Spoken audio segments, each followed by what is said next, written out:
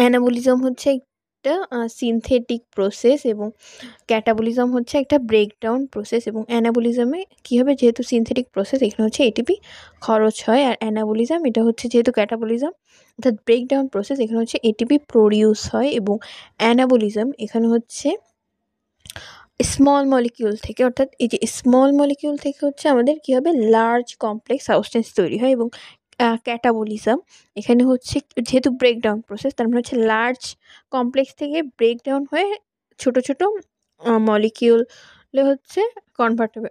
অর্থাৎ এই যে লার্জ কমপ্লেক্স সাবস্টেন্স এটা হচ্ছে ব্রেকডাউন হয়ে স্মল এবং সিম্পল ফর্মে কনভার্ট হবে। এবং এই অ্যানাবলিজমে হচ্ছে অবশ্যই উইথ ইউটিলাইজেশন অফ এনার্জি, আর ক্যাটাবলিজম এখানে হচ্ছে উইথ আর উইদাউট রিলিজ অফ এনার্জি। এটা হচ্ছে উইথ আর উইদাউট রিলিজ অফ এনার্জি। যেরকম বইয়ে আছে যে অ্যানাবলিজমের ডেফিনেশনে কী আছে যে it is the synthetic process concerned with synthesis of large complex substance from small simple molecule with utilization energy. Example কি, যেরকম সিনথেসিস অফ প্রোটিন, অর্থাৎ প্রোটিন সিনথেসিস হবে, এটা হচ্ছে একটা লার্জ কমপ্লেক্স এবং এটা কিসের থেকে তৈরি হবে, এটা হচ্ছে অ্যামাইনো অ্যাসিড থেকে, এটা হচ্ছে একটা স্মল বা সিম্পল মলিকিউল।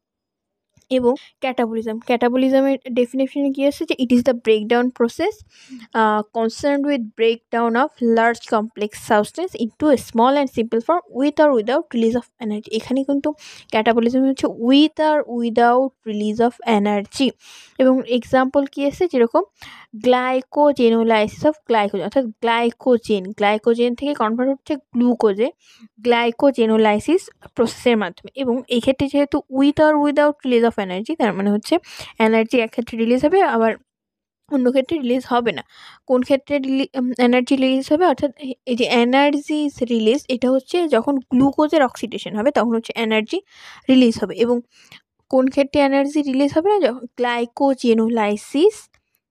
গ্লাইকোজেনোলাইসিস মানে কি, গ্লাইকোজেন এর লাইসিস, অর্থাৎ গ্লাইকোজেন ভেঙে তৈরি হবে হচ্ছে গ্লুকোজ, গ্লাইকোজেন ভেঙে তৈরি হবে গ্লুকোজ। এবং অ্যানাবলিজমে আছে যে এখানে দেখা যাচ্ছে যে এন্ডারগনিক আর এন্ডোথার্মিক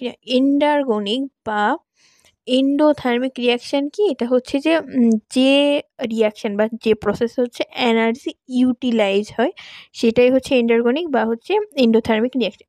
অর্থাৎ এখানে কি আছে যে chemical reaction which utilize energy during the process it's called endergonic আর এন্ডোথার্মিক রিয়াকশান।